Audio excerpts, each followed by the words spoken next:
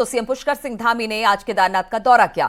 मुख्यमंत्री ने यहां बाबा के दर्शन पूजन किए और बाबा केदार के रुद्राभिषेक भी किया। इसके साथ ही सीएम पुष्कर सिंह धामी ने धाम में मौजूद यात्रियों से मुलाकात की और यात्रा की जानकारी भी यात्रियों से ली। केदारनाथ धाम में चल रहे पुनः निर्माण काम का जायजा भी लिया।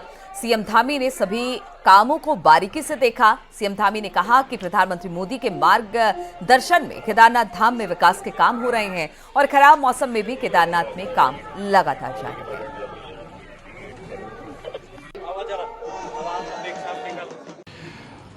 पवित्र श्रावण मास में है और बाबा हम सब पर कृपालु हैं, दयालु हैं।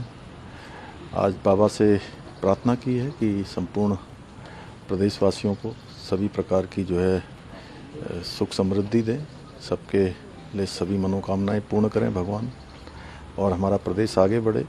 आदरणीय प्रधानमंत्री मोदी जी जो कि बाबा केदार के अनन्य भक्त हैं, उन्होंने इसी स्थल से, इसी धाम से अपनी बात शुरुआत की थी कि 21वीं सदी का तीसरा दशक उत्तराखंड का दशक होगा और उनके नेतृत्व में, आज उनके मार्गदर्शन में उत्तराखंड आगे बढ़ रहा है। बाबा केदार का नवनिर्माण, पुनर्निर्माण चल रहा है। बाबा केदार के अनन्य भक्त आदरणीय प्रधानमंत्री जी हैं, उनके मार्गदर्शन में हम सब लोग काम कर रहे हैं और देश के वो पहले प्रधानमंत्री हैं जो एक बार नहीं अनेकों बार बाबा के धाम आए हैं और बाबा के नवनिर्माण, पुनर्निर्माण के कार्यों का स्वयं उसकी समीक्षा करते हैं। आज उनके नेतृत्व में भव्य केदार और दिव्य केदार बन रहा है। मैं बाबा से प्रार्थना करता हूँ कि हमारी ये विकास यात्रा निरंतरता से आगे बढ़े।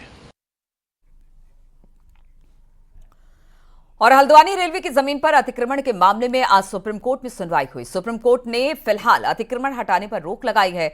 सुनवाई के दौरान सुप्रीम कोर्ट ने कहा कि अदालतें निर्दयी नहीं हो सकती। पहले वहां लोगों को नोटिस जारी किया जाए, वहां लोग दशकों से रह रहे हैं। सुप्रीम कोर्ट ने रेलवे से पूछा कि प्रभावित लोगों के पुनर्वास की क्या योजना है। कोर्ट ने कहा कि योजना ऐसी होनी चाहिए जिसमें सब सहमत हो। सुप्रीम कोर्ट ने 4 हफ्तों में पुनर्वास योजना पर काम करने को कहा। मामले की अगली सुनवाई 11 सितंबर को होगी, जिसमें लोगों को पहले नोटिस जारी कराया जाए, पहले विकल्प तलाशें, इस तरह की बात सुप्रीम कोर्ट ने कही है। तो रेलवे की जमीन पर हम आपको बता दें कि 4 हफ्ते में स्कीम बनाकर सुप्रीम कोर्ट को अवगत कराने के लिए कहा है सुप्रीम कोर्ट ने। यहां पर पुनर्वास की बात भी कही गई है। सुप्रीम कोर्ट ने 11 सितंबर को मामले में सुनवाई करने की बात कही, जहां पर ये सारी किस तरह से इस पूरे मामले को लेकर योजना बनाई जा रही है, सरकार से इस पर जवाब मांगा है। ये पूरा मामला अतिक्रमण हटाने को लेकर है। अतिक्रमण वहां से हटाया गया था, लोगों को वहां से हटाया गया था। इस पर अब कोर्ट का फैसला आ गया है। आज सुप्रीम कोर्ट में इस पर सुनवाई हुई। सुप्रीम कोर्ट ने फिलहाल अतिक्रमण हटाने पर रोक लगाई है। सुनवाई के दौरान सुप्रीम कोर्ट ने कहा कि अदालतें निर्दयी नहीं हो सकती हैं।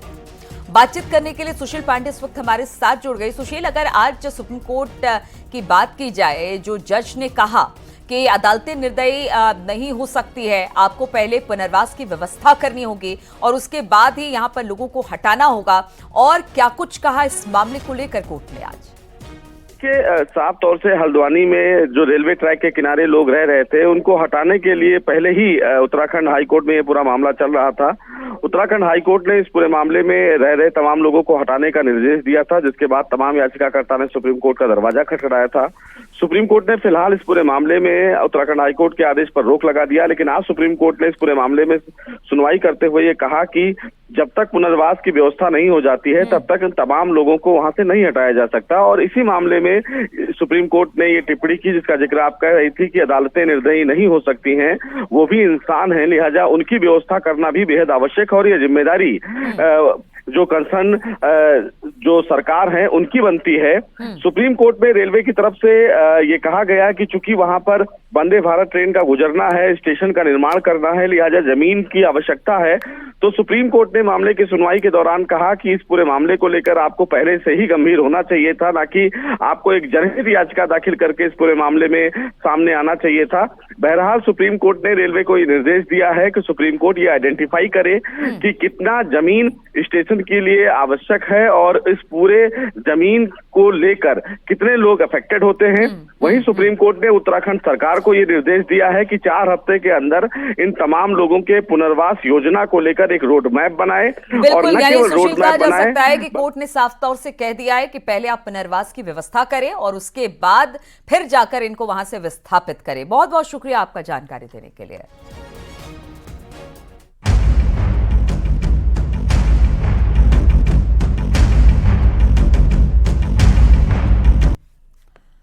उत्तरकाशी गंगोत्री हाईवे सुबह से ही बंद है। गंगोत्री हाईवे पर बिशनपुर से पहाड़ी से भारी मलबा आने से सड़क बंद है।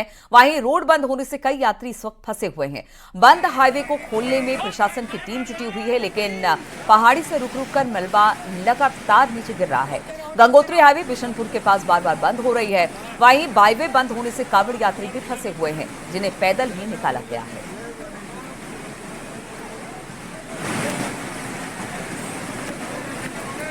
तो गंगोत्री हाईवे बिशनपुर के पास बंद है। कांवड़िए रास्ते में अटके हुए हैं। काफी ज्यादा दिक्कत आ रही है क्योंकि लगातार सड़क पर मलबा ऊपर से गिर रहा है। बार बार रास्तों को खोल दिया जाता है, लेकिन इसके बाद फिर से बोल्डर पहाड़ों से नीचे गिर रहे हैं। हालांकि देखिए, अभी भी वहां पर मार्ग नहीं खोला गया है, लेकिन किसी तरह से कोशिश की जा रही है कि जो पैदल यात्री हैं, खासतौर पर कांवड़ यात्री हैं, इनको वहां से सुरक्षित निकाला जाए। धीरे धीरे करके आप तस्वीरों में भी देख सकते हैं, एक एक करके वहां से लोग निकल रहे हैं। बातचीत करने के लिए बलबीर परमार इस वक्त हमारे साथ जुड़ गए हैं। बलबीर, सुबह से आपसे बातचीत हो रही है, और क्या अब जाकर भी रास्ता खुल पाया है या नहीं खुल पाया है? हम देख रहे तस्वीरों में कुछ वैकल्पिक मार्ग तैयार किए गए जिससे पैदल यात्रियों को निकाला जा रहा है। बिल्कुल, इस समय यह है कि बड़ी संख्या में जो कांवड़ यात्री फंसे हुए हैं उनको जो जहाँ पे बंद हुआ है वहाँ पे निकाला जा रहा है पैदल ही, क्योंकि जो कांवड़ यात्री है उनका अपना एक शेड्यूल होता है, एक निर्धारित टाइम पे उन्हें अपने स्थान पे पहुंचना होता है, तो वो लगातार पैदल ही मूव किए हुए हैं। तो जो उनके बड़े वाहन है वो हालांकि पीछे फंसे हुए हैं और लंबा समय हो चुका है, सड़क नहीं खुल पाया है क्योंकि वहाँ पे बड़ी मात्रा में मलबा और बड़े बड़े बोल्डर घिरे हुए हैं। तो कोशिश यही की जा रही है कि इनको निकाल के जो कांवड़ यात्री जो फंसे हैं ये अपने स्थान की ओर मूव करें, और मार्ग खोलने की पूरी कोशिश की जा रही है। पीआरओ का कहना है कि अभी भी कुछ समय लग सकता है क्योंकि बड़ा भूस्खलन जोन है जो ये एक्टिव हुआ है और लगातार भूस्खलन की स्थिति बनी हुई है और बड़े बड़े बोल्डर है जिन्हें हटाने में टाइम लग रहा है। तो कोशिश यही है कि मार्ग शाम तक खोलने की कोशिश पीआरओ की रहेगी। जी ठीक है बलबीर, बहुत बहुत शुक्रिया आपका जानकारी देने के लिए। चलते रहो। उत्तरकाशी के भटवाड़ी में तेज बारिश से जनजीवन पूरी तरह से प्रभावित हुआ है। तेज बारिश से सूरा सारी सड़क बह गई, इसके साथ ही पैदल रास्ते में पूरी तरह से तबाह हो गई। इसकी वजह से लोग जान जोखिम में डालकर सफर करने पर मजबूर है। बारिश से भारी मुसीबत लोगों के सामने है। वहीं लोगों ने रास्तों को जल्द ठीक करने की मांग प्रशासन से की है। ऊपर से इतनी अतिवृष्टि हो रखी है कि ना तो हमारे रास्ते बचे हुए हैं, दूसरी बात हमारी जो सड़कें हैं सड़कें सारी बंद हो रखी है उधर की।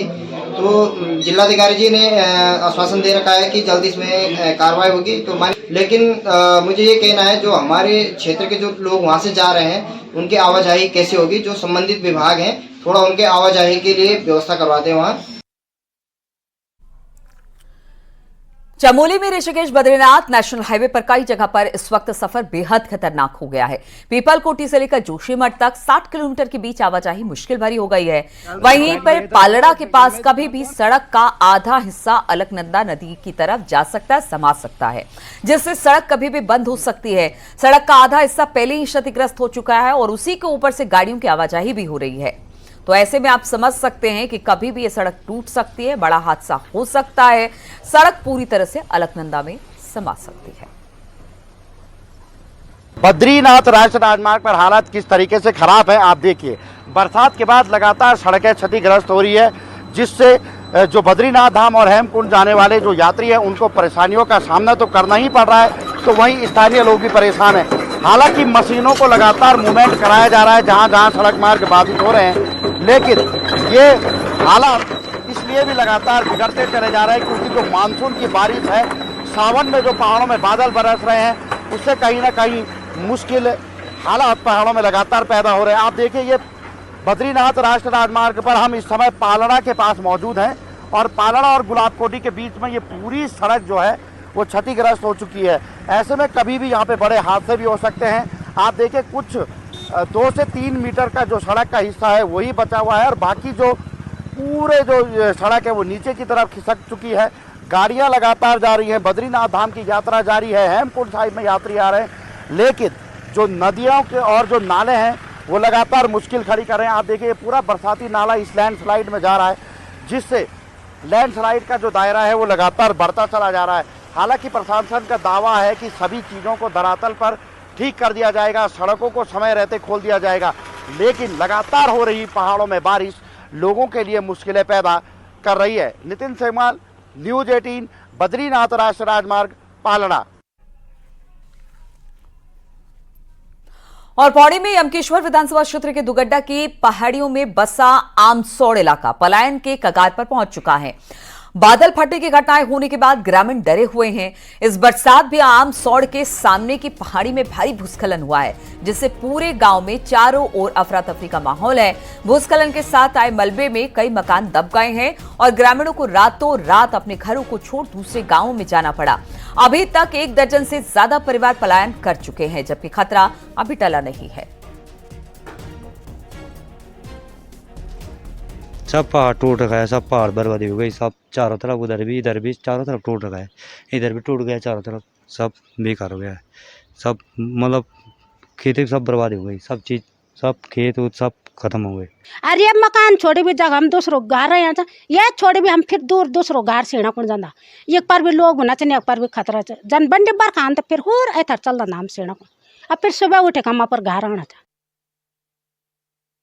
कोटद्वार दुगड्डा के पास आमसौड़ इलाके में इस समय मैं मौजूद हूं और हालात इस कदर ख़राब हो चुके हैं आमसौड़ इलाके के जो गांव हैं कि जिस तरीके से पिछले साल बरसात में यहां पे बादल फटा था और उसके बाद से हालात पहले ही ख़राब चल रहे थे और इस बरसात जब पहली बरसात हुई उसके बाद जिस तरीके से हालात यहाँ पे पैदा हुए हैं, लोगों ने अपने घर छोड़ दिए हैं। तकरीबन 1 दर्जन से ज़्यादा जो परिवार है वो अपने घरों को छोड़कर दूसरी जगह शिफ्ट हो गए हैं। ये तस्वीरें बयां करने के लिए काफ़ी हैं कि किस कदर यहाँ पे जलजला आया था। सामने की जो अगर पहाड़ी आप ऊपर देखें तो पहाड़ी लगातार टूटती जा रही है और जैसे ही बरसात होती है तो ये मलबे के साथ ये पूरे गाँव पर मलबा आ जाता है और ये तस्वीरें दिखा रही हैं कि किस तरीके से लोगों के खेत खलियान पूरी तरह से तबाह हो गए हैं, घर दब गए हैं। ये सामने जो घर है अगर आप देखें तो ये घर पूरी तरह से दब गया है, इसके अंदर के जो कमरे हैं वो भी मलबे में तब्दील हो चुके हैं, पूरा मलबा इसमें भर गया है। जो इसमें 5 लोग इस घर में रहते थे वो भी इस घर को छोड़ के दूसरी जगह चले गए। तो कहा जा सकता है कि पूरा जो इलाका है वो इस समय डरा हुआ है। हालांकि इस समय थोड़ा बरसात कम है तो इस समय हमने भी हिम्मत दिखाई है यहाँ पे आने की, लेकिन जिस समय बरसात होती है तो ये पूरा इलाका सन्नाटे में तब्दील हो जाता है, क्योंकि यहाँ पर आने की कोई भी हिम्मत नहीं कर सकता, क्योंकि सामने की जो पहाड़ी है वो लगातार वहाँ से भूस्खलन होता जा रहा है।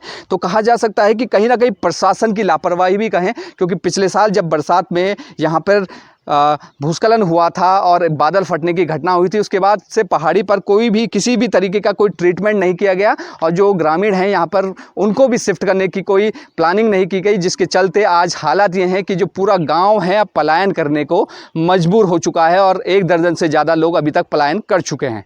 अनुपम भारद्वाज, न्यूज़ 18, दुगड्डा, आमसौड़।